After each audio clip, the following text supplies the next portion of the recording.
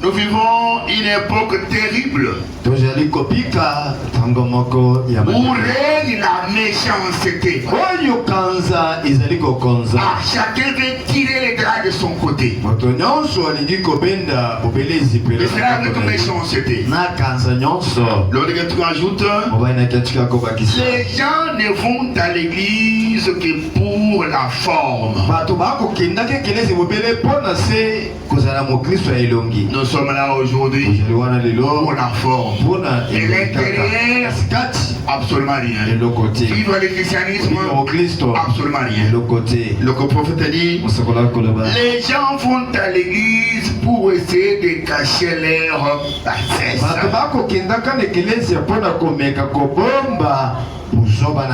Moi je suis chrétien, c'est pas que je suis chrétien, j'ai pris non, je suis du message non, mais ce qu'il fait en cachette, ça laisse à désirer. L'homme qui est en chaîne, il dit, et des gens vont à l'église et professent être chrétiens, mais vivent comme les restes du monde. C'est là le problème chez l'église. Si Jésus venait, nous trouvera-t-il et nous trouve dans cet état ici? Prendra-t-il dans l'enlèvement? Nous amènera-t-il dans la maison du Père? Le prophète continue. Ils boivent, ils fument, ils jouent à l'argent. Les femmes s'habillent d'une façon immorale,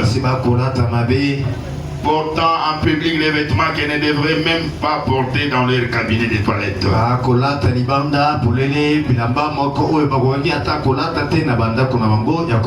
Et cependant, elles les portent en public dans leur vie. Aujourd'hui, même dans nos églises, les pasteurs tolèrent cela pour qu'il y ait une grande foule et une masse et qu'il ait de l'offrande des consorts. Alors il laisse entrer les gens habillés, les femmes habillées de n'importe quelle manière. Certains en pantalon, d'autres en collant, d'autres en cinglé. Donc lui accepte que les gens viennent comme cela. Et l'homme qui ajoute, et l'amour fraternel est une chose qui est presque en voie de disparition. C'est l'église. Est-ce que nous nous aimons réellement? Dans la pyramide, et nous êtes grands allons réflexionner cette temple. Je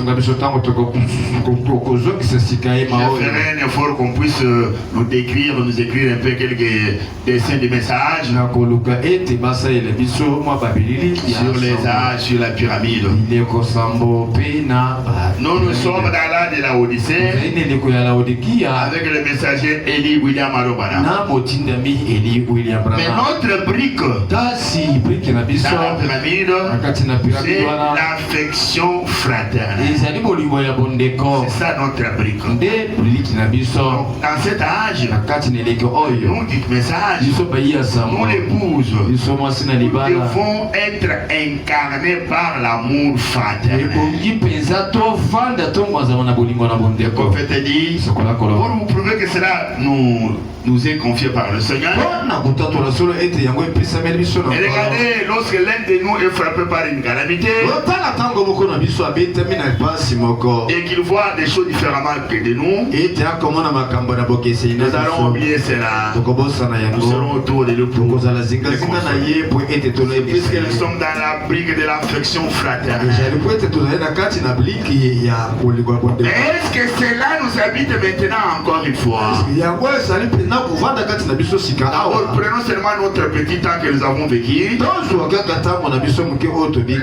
message est venu ici par l'homme de Dieu Mukuna Wachipuya, vers son âme, et qui nous se répand à travers le pays. Au début là, comment on avait, et maintenant, est-ce que nous en avons? Est-ce que nous en avons? L'amour fraternel. Pleine parole. Nous sommes nous-mêmes ici. Nous sommes une même église. Et un même pasteur. Est-ce que nous nous aimons réellement? Voilà la question que l'on doit se poser. Est-ce que nous nous aimons réellement? Si nous voyons notre frère en difficulté, est-ce que nous pouvons l'aider comme il se doit? Et même s'il est aidé, est-ce qu'il peut voir les sacrifices que les enfants de Dieu ont fait pour l'aider? Ou bien il va dénigrer cela? C'est ça le problème église. L'amour fraternel est en train de disparaître. Presque disparu. Les frères souffrent, la sœur souffre. Au lieu de l'aider, mais on prend la trompette, on commence à les philippons. Il est ici, il est malheureux, il est comme cela, alors qu'il est notre frère, alors qu'il est notre soeur. Et Dieu nous aide. L'église que nous sommes, les paroles, ne perdons pas l'affection fraternelle. N'oubliez pas qu'on avait cela. Le diable avait injecté ses agents pour pouvoir abîmer notre raisin, notre amour fraternel. Alors nous fléchir à cela? Non. Paul lui dit, vous qui faites le bien, ne vous fatiguez pas à faire le bien. Même si le diable attaque, continuez toujours à faire le bien. C'est que nous devons être église. Nous devons être animés de cela. Votre frère est éprouvé. Ne voyez toujours pas les activités. Ne voyez toujours pas votre travail. Non. William Bana parle nous. J'ouvre une parenthèse ici. Parce qu'aujourd'hui, le vrai frein qui est dans les bouches de beaucoup de gens, c'est je n'ai pas le temps. Je n'ai pas le temps. Je n'ai pas payé le temps. Est-ce que tu peux nous parler aussi du temps? Pourquoi ce langage-là? William Banama nous parle. Excusez-moi, je cherche le sermon. Une vie cachée. Allons directement en 1956. Deuxième moment, je crois 13e jour. Écoutez ce que dit fait Banam. C'est le 13 février 56.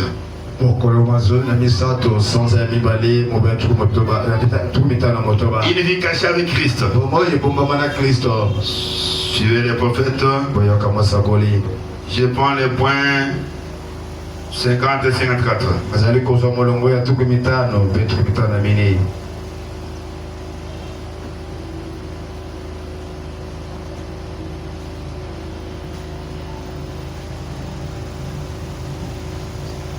Je vous donne 54 paragraphes. Je reviendrai au point 50 après.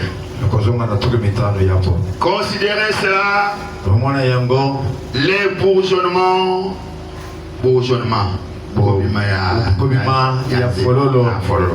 Les bourgeonnements. La première chose que nous découvrons, qu'est-ce qui fait bourgeonner les âmes?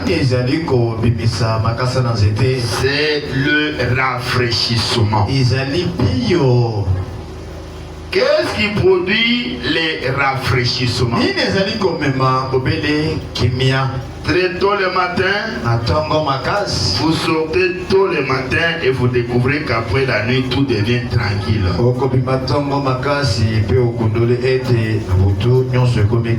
Et alors, la rosée tombe.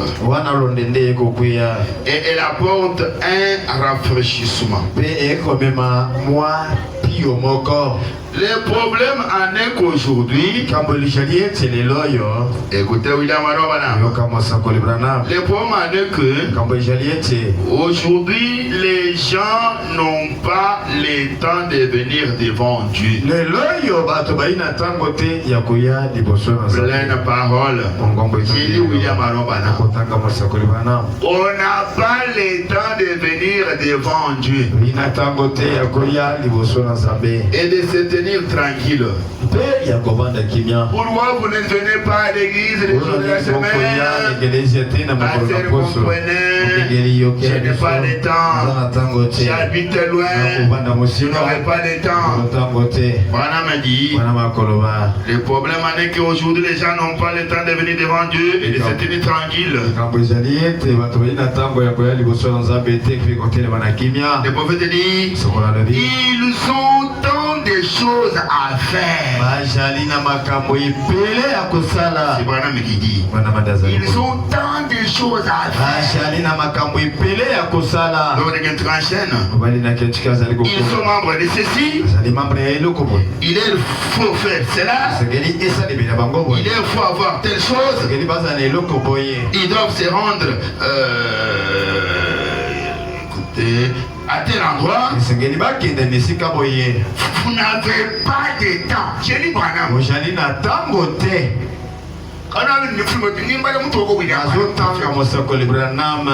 Nous sommes en 56. Il dit, ils ont tant de choses à faire.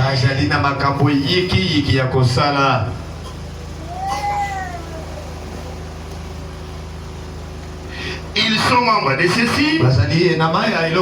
Il faut faire cela. Il faut avoir telle chose. Ils doivent se rendre à tel endroit. Vous n'avez pas de temps.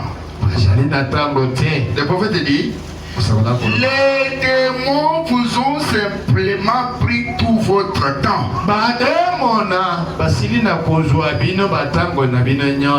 Aujourd'hui, après par au tabernacle, on n'a même pas le temps de venir écouter la parole. Et nous nous attendons à aller au ciel. Nous avons perdu tout. Nous avons beaucoup de choses à faire. Pas de temps pour venir écouter la parole. Or, c'est la parole qui nous rafraîchit. Pour que vous puissiez bourgeonner spirituellement, il faut rester longtemps dans la présence de la parole. Quand la Vierge d'Aaron était restée longtemps devant la gloire de la Shekinah, elle avait fleuri, elle avait porté des fruits. Et la gloire de la Shekinah, c'est la parole, c'est la colonne de fruits. Peut-être vous vous éloignez de cela en ayant beaucoup de choses à faire. Comme Branham le dit ici, les démons vous ont pris tout le temps. Non, pleine parole. Attention. Attention. Je vous mets en garde. Je suis la sentinelle sur la haute tour. Vous essayez une mauvaise voie. Et vous attendez à l'enlèvement. Comment irez-vous dans l'enlèvement quand Jésus viendra avec cet état de choses? Vous n'avez pas le temps de venir dans la présence de Dieu. Si vous êtes là le dimanche aujourd'hui, c'est seulement pour accomplir votre religion. Et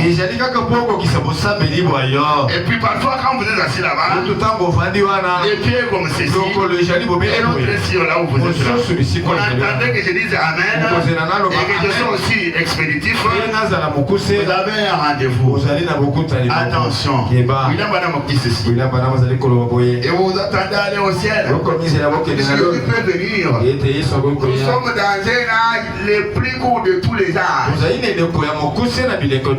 Le prophète dit, vous n'avez pas, les démons vous ont simplement pris tout votre temps.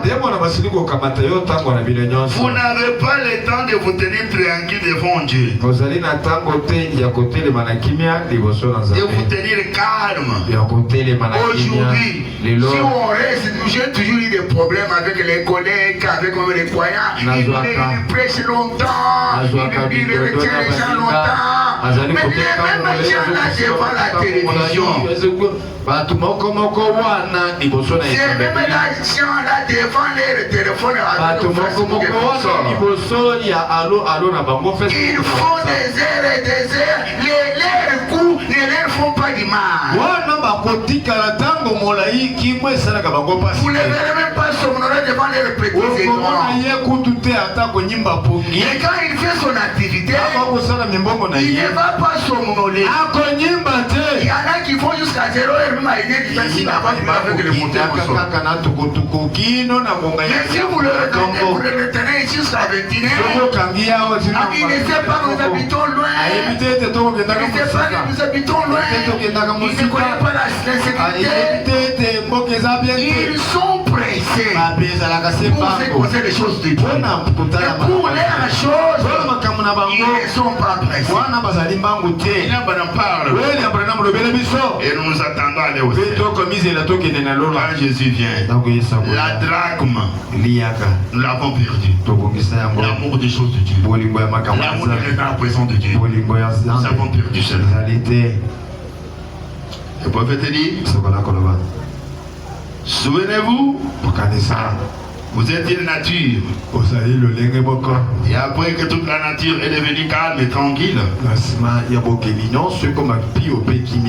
alors la rosée se met à tomber. Vous êtes vous-même une nature. Et lorsque vous vous tenez calme et tranquille devant Dieu, et la rosée du ciel se met à tomber, elle commence à vous rafraîchir. C'est en venant écouter la parole. Est-ce qu'on a remarqué? Nous nous attendons toujours à aller au ciel. Jésus va venir. Nous serons dans l'enlèvement. Mais l'amour, même pour que l'homme là vienne, je l'ai toujours entendu les gens dire. Et Jésus attend que je me marie, que je mette au monde, que je fasse grandir mes enfants, que je fasse étudier mes enfants. S'il construit, que Jésus attend d'abord que je construise ma maison et que je passe une nuit. Je ne peux pas aller dans l'enlèvement de ça, ma maison comme ça. Qui dit cela? Un point de message. Mais Branham m'a dit, il a été à la 6e dimension. Il dit, je manque les termes pour exprimer comment est cet endroit-là. Il dit, perfection c'est bas. Il dit que les termes de perfection, ça ne convient pas. Il dit ce que j'ai vu là-bas, je manque comment les définir et les décrire. Mais nous lisons cela, mais nous ne croyons pas en cela. Nous voyons notre maison que nous construisons, elle est plus belle que celle qui est de l'autre côté. Que Dieu nous aide. Est-ce que nous croyons vraiment ce que nous lisons? Est-ce que nous croyons vraiment la parole telle qu'elle est là? Ce que je dis, c'est dans le langage de beaucoup. Moi, je l'ai tenu aussi. Avant que je commence à comprendre certaines choses. Seigneur, attendez que je me marie, que je mette au monde, que je fasse grandir mes enfants. Alors tu viendras. Or, les années poussent. Les années poussent. Faites les calculs. Pour les 6 âges là, depuis Éphèse jusqu'à Philadelphie, les plus courts ou les plus longs, les plus courts, c'est celui de Paul. Ah, maintenant, quand le nôtre vient, le prophète dit le nôtre sera le plus court des 6 premiers âges. Faites les calculs. Là, de Paul a commencé en 53 pour se terminer en 170. 117 ans. Voilà les temps de Paul. Faites des calculs avec les nôtres. Les nôtres a commencé en 1909. Et nous sommes en 2025. Faites les calculs. Cela doit nous interpeller. Donc la venue du Seigneur est imminente. Nous vivons dans l'ombre. Il est déjà minuit. Et c'est à minuit qu'on a annoncé. Voici l'époux.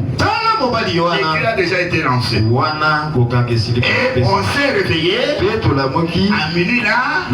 Pour faire quoi? Pour préparer nos lampes. C'est le temps de préparation de nos lampes. Est-ce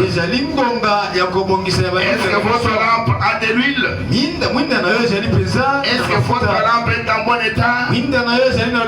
Pour que quand l'époux viendra, il puisse entrer. On tirera à la recherche de l'huile. Pendant que l'époux sera déjà là. Avec ce que vous faites là, sans le Saint-Esprit, sans la renaissance, vous venez à l'église avec ou par délestage. Alors que l'avenir est déjà proche. Le Seigneur est déjà à la porte. Je comprends. Puisque nous-mêmes les pasteurs, nous avons changé les narratifs. On parlait trop de l'enlèvement. Nous sommes attachés à la terre, à nos projets. Nous avons rejeté cet enseignement sur l'enlèvement pour mettre les enfants de Dieu dans la distraction. Non, la Bible dit, lorsque vous direz paix et sûreté, c'est alors qu'une surprise soudaine vous surprend. Prenez la parole. Les graves. Ne travaillez pas pour le salut de votre âme avec négligence comme vous le faites. Comment pour manger vous vous précipitez pour aller à manger à la maison? Vous vous précipitez pour aller au restaurant. Pour ce corps qui demain va payer. Mais pour votre âme, et vous-même, vous la négligez. Vous prenez soin de ce corps qui vaut 84 cents. Négligeant l'âme qui vaut 10 000 mondes. Négligeant l'âme qui vaut 10 millions de dollars. Ne soyez pas distraits, chers enfants. Prenez une parole, je suis sur la haute tour. Vous commencez à vous absenter de l'église. L'église des jeunes filles. Vous vous abonnez à vos activités. Laissez les bons vivre. Attention. Et dit William Madonna. Je suis dans le message. Sûrement, n'ayez pas peur.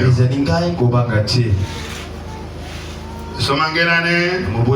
60. Faisons attention, Église. Nous sommes au mois de mars.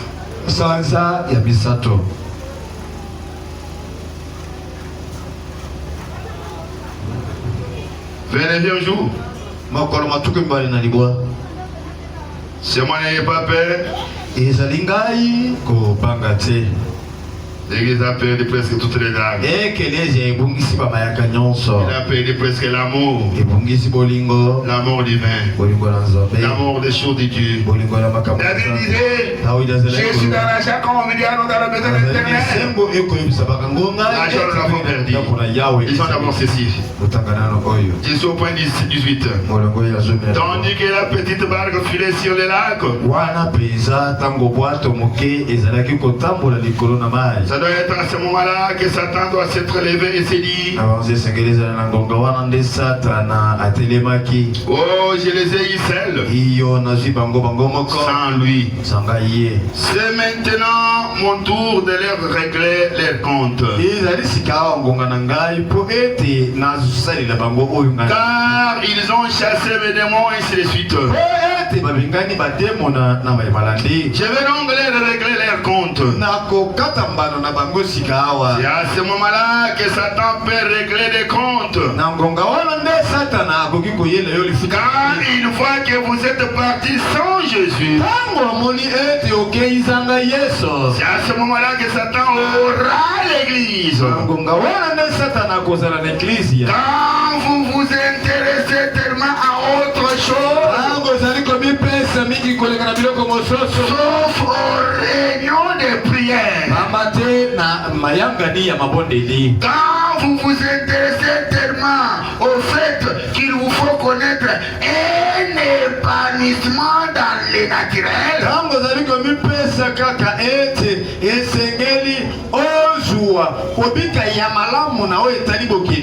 plutôt qu'un épanouissement dans le spirituel, alors n'oubliez pas, Satan est en route. Il vous a surpris sans lui. Amen. C'est William Branham qui dit. Lorsque nous nous intéressons plus à l'épanouissement physique naturel,